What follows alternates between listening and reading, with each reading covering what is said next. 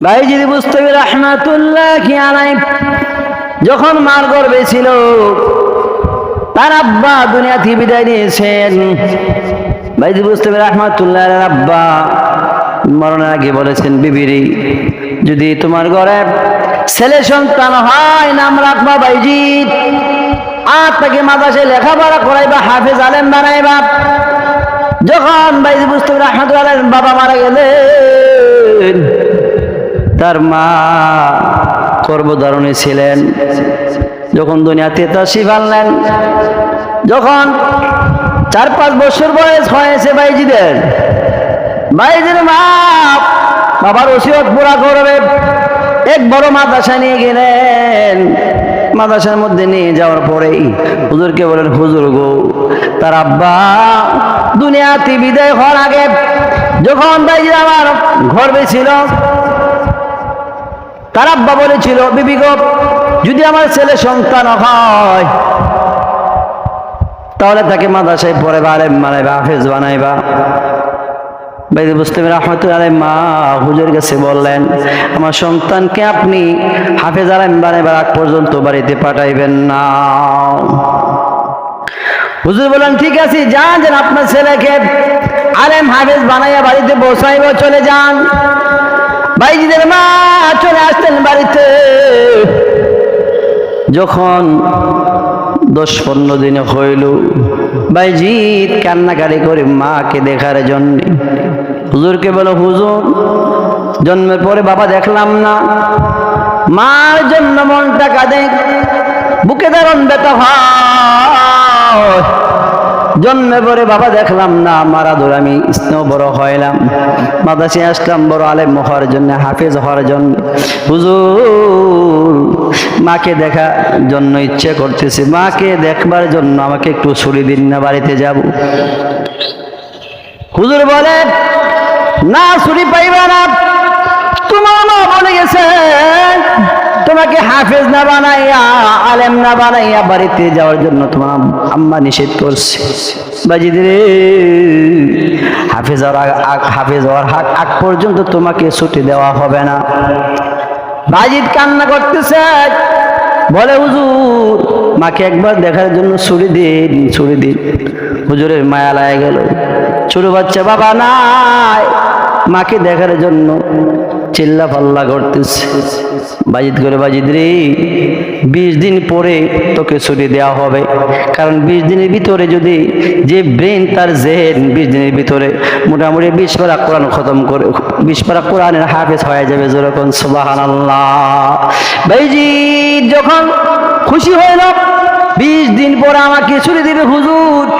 বাইজিদ কোরআন হেফজ করতে করতে 20 পারা পড়ে ফেলেছেন, 20 দিনে হয়ে গেল। বাইজিদ বলে, হুজুর, 20 দিনে হয়ে গেছে, আপনারা বলছেন 20 দিন পর আমাকে ছুটি দিবেন।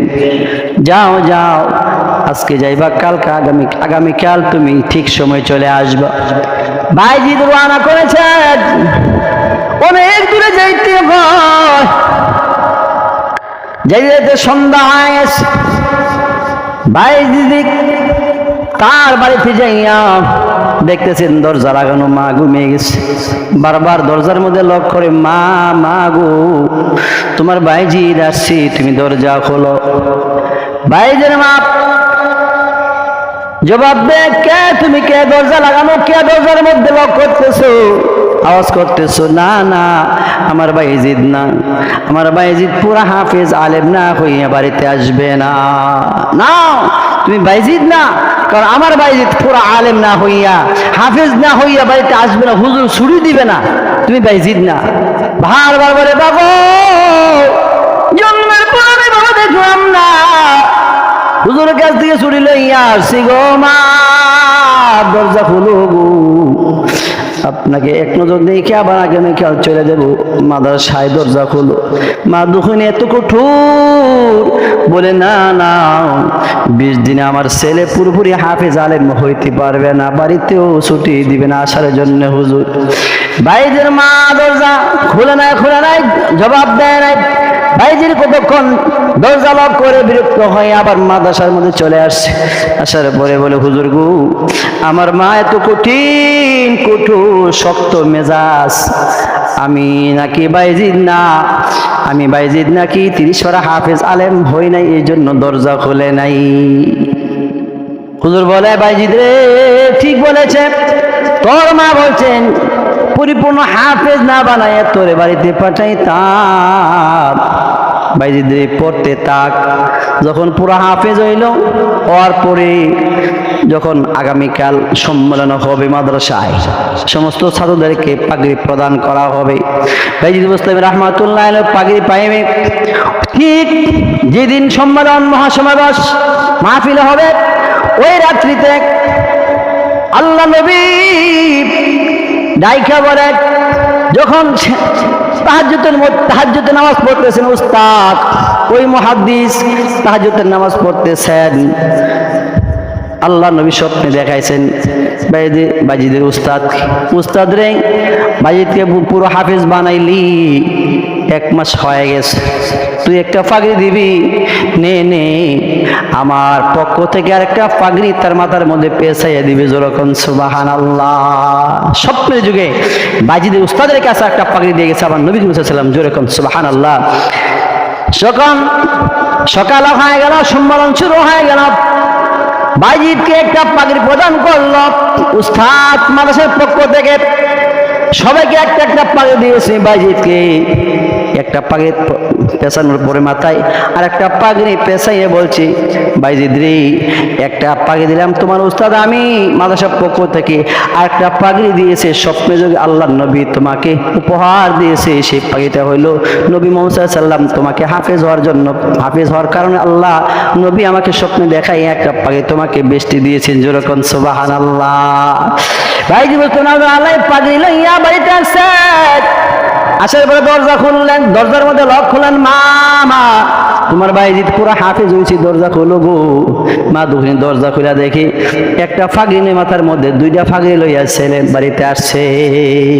বাইজিদ কয়েকদিন আগে আসছিলি আমি জানি, কিন্তু আমি দরজা খুলিনি, কারণ পুরো হাফেজ না হইলে আমি দরজা খুলবো না। আজকে কেন খুলছি, হিসাব করে দেখছি বাইজিদ মনে হয় হাফেজ হয়ে গেছে। ডাক দেওয়ার সঙ্গে সঙ্গে আমার অন্তরের মধ্যে হঠাৎ করে আনন্দ জ্বর বসে যে আমার বাইজিদ মনে হয় হাফেজ হয়েছে, এই জন্য বাড়িতে আসছে। তবে তোর মাথার মধ্যে একটা ফাগড়ি, এখন দেখা যায় 2 ফাগড়ি, কারণ রাখি। বাইজিদ খুলা বলে, মা গো একটা পাগড়ি দিয়েছে মাদ্রাসার পক্ষ থেকে হুজুররা, একটা পাগড়ি দিয়েছে নবী সাল্লাল্লাহু আলাইহি ওয়াসাল্লাম স্বপ্নের যোগে আমাকে, যেরকম সুবহানাল্লাহ।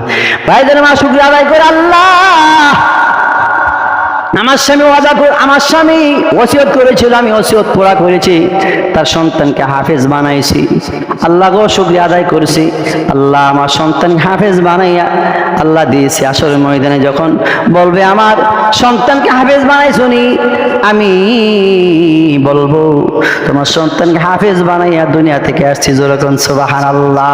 চিৎকার করে কাঁদতে কাঁদতে এই ভাইদের মা ওইখানে ইন্তিকাল করেছেন। ইন্না লিল্লাহি ওয়া ইন্না ইলাইহি রাজিউন। এই জন্য ভাইরা আমার, সন্তানকে হাফেজ বানান, সন্তানকে আলেম বানান, কোরআন হাফেজ বানান, একে জরিয়া করে আল্লাহ পাক হাশরের ময়দানে আপনার সন্তানের কোরআনের উসিলা, তেলাওয়াতের উসিলা, নামাজের উসিলা, ইলমের উসিলা তোমাকে জান্নাত দান করবে।